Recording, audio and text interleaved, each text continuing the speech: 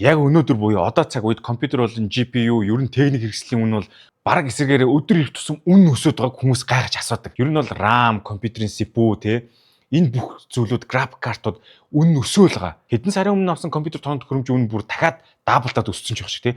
Ихэнх тохиолдолд одоо инфляц, зах зээлийн нөхцөл, нийлүүлэлт гэх мэт ерөнхий шалтгаанаар тайлбарлаад өнгөрдөг. Гэхдээ үнэн хэрэгтээ энэ асуудал илүү дип гүнзгий бүтц асуудал байгаа байхгүй юу?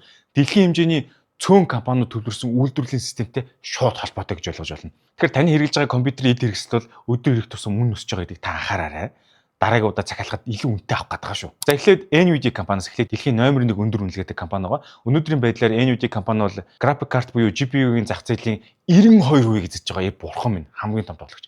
Эсвэргээрээ AMD гэж компани байгаа тийм. Энэ компани бол дөнгөж 7%-тэй явж байгаа. Харин нөгөө алдарт Intel компани маань 3 жилийн турш энэ зах зээлд орох гэж өрсөлдсөний эцэст арай гэж 1% давсан байгаа. Intel компани бол одоо CPU эдгээр алдартай. GPU-гэр бол одоо жоохон хоцролтой байдаг байхгүй юу? Энэ тоонуудыг харах юм бол NVIDIA бол одоо хууль ёсны утгаараа монопол гэж нэрлэхэд одоо буруутахгүй гэж магадгүй байна. Өрсөлдөгч цул үед одоо үн барихад бол ямар ч дарамтгүй болдог гэсэн. Үр дүнд нь 2010 онд ойролцоогоор $500 байсан дээд ангиллын хэрэглээний график картууд өнөөдөр $2000 болсон байгаа бүр. Түүнээс ч үнэтэй хөлбөрөөр зах зээл дээр гарсаар байгаа. Ер нь хэрэглэж байгаа хүмүүс үүнд тэгээд дургуутж гомдолж байгаа ч гэсэн бодит сонголт ерөөсөй байхгүй. Ахуусаар аргагүй гэсэн. Ихэнх хүмүүс NVIDIA-гаас татгалзаад AMD руу олноор шилж байгаа үзэгдэл нэг харагдахгүй байгаа. Энэ үнэтэй эднийхээ авах болоо дийш орё гэсэн. Тийм бол ерөөсөй байхгүй байгаа. Тэгэхээр авдгаараа хүмүүс авч л байгаа. Бүгдээр энд нэг чухал зүйлийг ойлгох хэрэгтэй байгаа. NVIDIA өөрөөсөө чип үйлдвэрлэх компани биш. Тэдэнд өөрийн гэсэн үйлдвэр, өөрөөр хэлбэл fabrication plant байхгүй гэсэн. Intel компани өөрийн гэсэн үйлдвэртэй мэт харагддаг ч гэсэн бодит байдал дээр хамгийн дэвшилтэй GPU, graphic card-ыг өөрсдийнхөө үйлдвэрт биш гадны компаниар хийлгээд байдаг. Тэгэхээр эдгээр бүх компани ард нэг ижил ганцхан үйлдвэрлэгч байгаа. Айгуу сонин тий. Тэр бол Тайваны TSM гэдэг компани байгаа. Taiwan Semiconductor Manufacturing гэсэн үгийн товчил байгаа байхгүй юу? Орчин үеийн өндөр гүйцэтгэлтэй GPU, CPU одоо тий хэмнэлээ явахны одоо хурцлах чипүүдийг дийлхийг нь энэ TSMC гэдэг ганцхан үйлдвэрт хийж байгаа. Тайваны үйлдвэр. Тийм учраас Хятад Тайван руу дайрч чадахгүй байгаад байдаг. Дайрчих юм бол Америк хамгаална гэдэг чинь эдийн засгийн асар том сонирхол төр Тайванд байгаа байхгүй юу? Тийм жижиггөөс маш том дэлхийн эдийн засгийн амар чухал судцыг одоо энэ технологиор хатгацсан байгаа байхгүй юу? Бурхан минь гэж. Үүнээс гадна Samsung бас юм хийж байгаа. Samsung-ус одоо RAM, одоо бас одоо электроникийн бүтээгдэхүүнийг үйлдвэрлэж чадж байгаа. Гэхдээ TSM-ийг бол арай гүйцэхгүй байгаа. Samsung бол одоо бас том компани тий.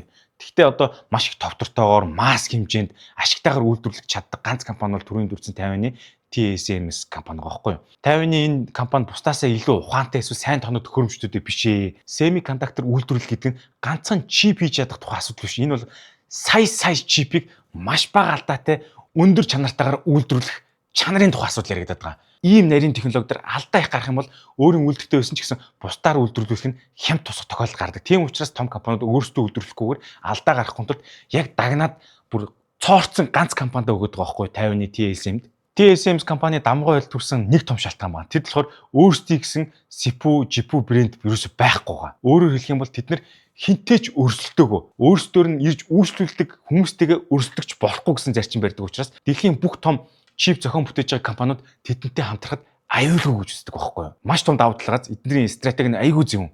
Ингэснээр TSM компани бол асар их захиалга аваад маш том мөнгөтэй болонгуудаа тэрийг дахин өөрийнхөө компани технологид хөрөнгө оруулад бусдаас тасрах тэр давуу байдлыгаа хол хайж ирсэн байгаа байхгүй. Тэгэхээр Тайваны энэ компани бол өнөөгийн байр суурьнд төрсэн хамгийн том хүчин зүйл бол EUV гэдэг энэ технологиг чип үйлдвэрлэлтэд ашигласан байгаа. Одоо нэгсэндээ Extreme Ultra Violet гэдэг гэрэл ашигладаг юм технологи юм байл та. Энэ гэрэл нь байглаасаа дэлхийд дээр огт байдаггүй. Харин өндөр хүчин чадалтай лазераар цагаан тугуулгыг ууршиж электроныг нь өндөр энергийн төлөвт оруулж иж энэ гэрлийг үүсгэх юм байна л да. Технологийн тайлбарлах юм бол энгийнээр. Дараа нь тэр гэрэл нь нано хэмжээний нүхтэй одоо фотомаскаар дамжиж байгаа тусгай тийм сонин юм толинууд хооронд ойж эцэст нь сонин креми ватер гэдэг ч юм уу тийм зүйл дээр маш нарийн хээг сэлдэг. Бүр нанаа төвшин гэдэг та хүн ойлгоорой. Хүний үснээс хэд дахин жижиг юм бактериас жижиг гэдэг тийм видео байдаг. Тэгэхээр энэ бүх процессыг зөвхөн вакуум орчинд явуулдаг. Учир нь энэ EUV гэдэг гэрлийг агаар хүртэл шингээжтэй юм байна л да. Амар сонин. Хуучин бол DUV гэдэг технологи ашигладаг байсан юм байна л. Энэ болохоор тийм жижиг хэмжээний транзисторыг багтааж чаддаг учраас өндөр гүйцэтгэлтэй орчин үеийн процессоруудыг хийхэд ерөөсөө шаардлага хангадаггүй юу? Зайлшгүй одоо түрүүний ярьсан EUV гэдэг технологи хэрэгтэй болсон гэж байгаа. Тэгэхээр эндээс харахаар EUV гэдэг машин үйлдвэрлэдэг ганцхан компани ус байдаг. Тэр нь болохоор ASML гэдэг компани байгаа. Тайваны TSM гэдэг энэ компани ч бай, Samsung-ийн компани ч бай, хин ч гэсэн EUV гэдэг энэ технологийн машиныг авах юм бол ганцхан ASML гэдэг компаниас л авна. Энэ компани Нидерландд байдаг. Айгуу сонин. Нэг энэ EUV гэдэг машин ойролцоогоор хамгийн амтгандаа $200 сая гэж боддоо. Шинэ үеийн хай технологитой одоо EUV машин бүр $400 сая төрнө гэж яригдж байгаа. Албан ёсны маргаангүй монополи юм ганцхан ASML гэдэг энэ компани байгаа байхгүй. Стратегийн маш чухал компани тооцогддог. Нидерландын засгийн газраас хүртэл энэ компанийг улсаасаа явуулахгүй тул олон тэрбум долларын дэд бүтцийн хөрөнгө оруулалтыг энэ компани хийсэн гэж байгаа байхгүй.